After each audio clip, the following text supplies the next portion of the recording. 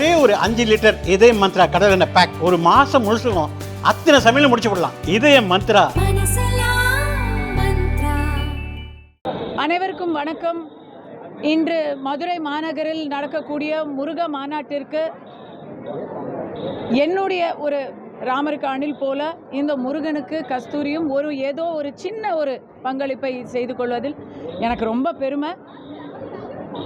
திரு காடேஸ்வரா சுப்பிரமணியம் அவர்களுடைய இந்து முன்னணி முன்னின்று நடத்தக்கூடிய இந்த விழா அரசியல் விழா அல்ல, எல்லோருக்குமான நம்முடைய தமிழ் கடவுள் முருகனை போற்றும் ஒரு மாபெரும் மாநாடு. அதுக்கான ஏற்பாடெல்லாம் ரொம்ப சிறப்பாக நடத்திருக்காங்க. நேற்று இரவு வரை அறுபடை வீடு எல்லாத்தையுமே இங்கே ஒரே இடத்துல தரிசிக்கக்கூடிய ஒரு பேர் இருந்தது. இன்னைக்கு அதை விட சிறப்பாக மிகப்பெரிய அளவில் அந்த திடல் காட்சி அளிக்கிறது. அதை இப்போது அடுத்தது சாமி அம்மனை தரிசிச்சுட்டு மீனாட்சியை தரிசிச்சுட்டு நான் அங்கே தான் திடலுக்கு தான் போகிறேன். அங்கேருந்தும் அப்டேட்ஸ் கொடுப்பேன்.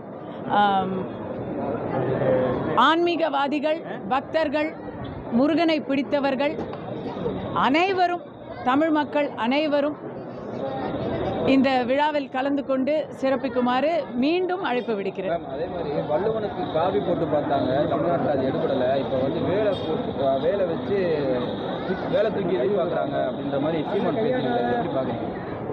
நான் சீமான் பேசினதை கேட்கலைங்க. எனக்கு நீங்கள் சொன்னது அவர் பேச்சு நான் கேட்டிருந்தேன்னா நான் அதுக்கு கருத்து சொல்ல முடியும். மாநாடு மதவாத மாநாடு, மக்களை பிளவுபடுத்துகிற மாநாடு அப்படின்ற மாதிரி எதிர்கட்சிகள் சொல்றாங்க. அதை எப்படி அரசியல் ஆதாயத்திற்காக இந்த மாநாடு நடத்தப்படுது அப்படின்னு சொல்லிட்டு திமுக அப்புறமேட்டு விசிக உட்பட எல்லா எதிர்கட்சிகளும் விமர்சனம் பண்றாங்க. இல்லைங்க, என்னங்க அவங்க கும்பாபிஷேகம் நடத்துறதும் முருகன் மாநாடு நடத்துறதும் அரசியல் இல்லை. ஆனால் மக்கள் ஒன்று கூடி அரசியல் கலக்காத ஒரு முருகன் மாநாடு நடத்தினா அதில் அரசியல் ஆதாயம்னு சொல்லுவாங்களா?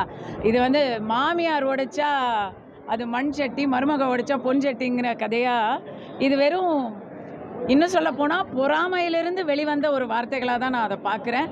ஏன்னா அந்த மாநாடும் சிறப்பாக நடந்தது. பட் இந்த மாதிரி ஒரு மக்களுடைய ஒரு பேரெழுச்சியான ஒரு விழாவாக இன்றைக்கி நடக்குது. அதை நீங்கள் பார்த்துருப்பீங்க வர வழியில். ரோடெல்லாம் கும்பமேளாவுக்கு நான் போனேன். கும்பமேளாவுக்கு போனேன் நான் மதுரையிலேயே அழகர் ஆற்றில் இறங்கும்போது நான் இங்கே தான் இருந்தேன். அதுக்கும் நான் பார்த்தேன். அதெல்லாம் ஒரு அரசு எடுத்து நடத்தும் விழா. ஆனால் இது அரசு விழா இல்லை, மக்களாக திரண்டு வரக்கூடிய விழா. அப்படி ஒரு கூட்டம் பார்க்கும்போது பெருமையாக இருக்குது. அதுவே உங்கள் கேள்விக்கான பதிலாக இருக்கும்னு நினைக்கிறேன். இதில் யாரும் அரசியல்வாதிகள் ரோட்டில் நின்றுட்டு இல்லை. அத்தனை பேருமே பக்தர்களும் பொதுமக்களும் தான் வந்துட்டுருக்குறாங்க. எஸ், முருகன் மேலே பாசமும் முருகனை நேசிக்கக்கூடியவர்களும் எல்லாரும் கலந்துக்கிறாங்க. அண்டை மாநிலத்திலேருந்து பவன் கல்யாண் அவர்கள் வராருன்னா அவர் இங்கே ஒரு கட்சி தலைவராக வரல, அவர் முருக பக்தராக வராரு. அது ஒரு மிகப்பெரிய பெருமை. அதை இந்த அரசு ஆதரிக்கணும், எதிர்கட்சிகள் ஆதரிக்கணும். எல்லாருக்குமான பெருமை தானே இது. எப்படி நீங்கள் சொன்னீங்க இது எல்லாரையும் பிளவுபடுத்துவதற்காக ஏற்பட்ட மதவாத விழாவுன்னு. மதவாதம் இல்லை, ஆன்மீகம். மதவாதம் என்பது சனாதனத்தை ஒழிப்போம்னு சொல்கிறது தாங்க அக்மார்க் மதவாதம். முருகனை போற்றுவோம்னு சொல்கிறது ஆன்மீகம். இது முருக பூமி, இது ஆன்மீக பூமி. இதோ மீனாட்சி கோயில் எதிர பேசிக்கிட்டு இருக்கேன். இதில் மதம் இருக்கலாம், ஆனால் மத நல்லிணக்கமும் அதிகமாக இருக்குங்கிறதே இன்றைக்கி விழாவில் நீங்கள் எல்லோரும் பார்ப்பீங்க. என்னுடைய அண்ணன் கிறிஸ்டியன் தான், அவரும் தான் வந்திருக்காரு, அவரையும் தான் நான் கூட்டிகிட்டு வந்திருக்கிறேன். எல்லாரும் தான் வந்திருக்கிறாங்க. இதில் எதை பிளவுபடுத்துறதா அவங்க நினைக்கிறாங்க? இதெல்லாம் அரசியல் பொறாமையில் வரும் வார்த்தைகள். சதிகாரர்கள் அப்படின்ற மாதிரி சொல்லியிருக்காரு அமீர், சொல்லியிருக்காரு டைரக்டர் அமீர். அதை அவர் மாற்று மதத்தை சேர்ந்தவர் தான் அவர் சொல்கிறாரு. நான் குறிப்பிட்டு யாரையும் சொல்ல விரும்பலை. ஆனால் மதுரையை பொறுத்த வரைக்கும் மத நல்லிணக்கத்துக்கு ஒரு எடுத்துக்காட்டாக சான்றாக விளங்கி கொண்டிருக்கிற மாநகரம் மதுரை. மக்கள் பாசக்கார மக்கள். ஒவ்வொரு வருடமும் அங்கே திருப்பரங்குன்றம் மலை மேலே ஏறி அவங்க ஒரு பக்கம் துவா கொடுக்கறதும் இந்த பக்கம் முருகனை வழிபடுறதையும் நம்ம பல்லாண்டு நூற்றாண்டு காலமாக பார்த்துக்கிட்டு இருக்கோங்க. அப்படிப்பட்ட இடத்துல இந்த மாதிரி சிலர் மாற்று மதத்தினர் தேவையில்லாத சொற்களை பயன்படுத்துவதை தவிர்க்க வேண்டும். அவங்க வந்து முருகன் என்பது தமிழ் கடவுள். அவருடைய மூதாதையர்கள் கூட தமிழர்கள் தானே. அவர் வேணா அவரை வந்து தமிழராக நினைக்கலையோ என்னன்னு தெரியல. பட் நம்ம எல்லாரும் தமிழால் ஒன்றுபட்டவர்கள் தானே. தமிழ் கடவுள் முருகன் வந்து நம்ம எல்லாருக்கும் மூதாதையர் தானே. அவங்க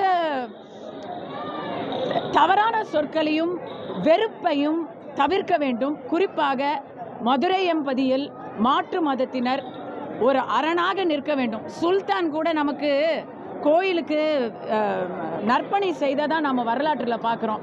அப்படி இருக்கும்போது அந்த மதத்தை சேர்ந்தவர்கள் ஆதரவை தான் கொடுக்கணும்னு நான் நினைக்கிறேன். நடிகர் விஜய்க்கு தடை பண்றாங்க, இதை எப்படி பார்க்குறீங்க?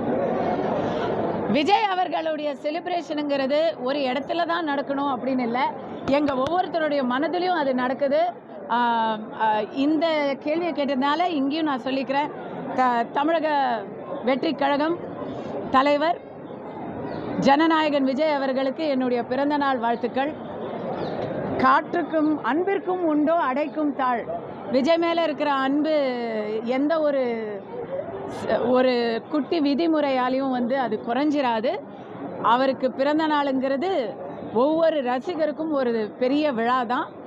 அரசியல் ரீதியாக அது ஒரு பிரச்சனை ஆயிடக்கூடாது. ஏன்னா இப்போல்லாம் விழா ஏதாவது நடந்தால் உடனே அது ஏதாவது அசம்பாவிதம் நடந்துடக்கூடாதுங்கிற ஜாகிரதை உணவு அரசுக்கு தேவை. ஒருவேளை அதனால் செஞ்சிருக்கலாம். 2026 ஜனநாயகன் ஜெயிப்பாருங்கிற நம்பிக்கை உங்களுக்கு இருக்கா?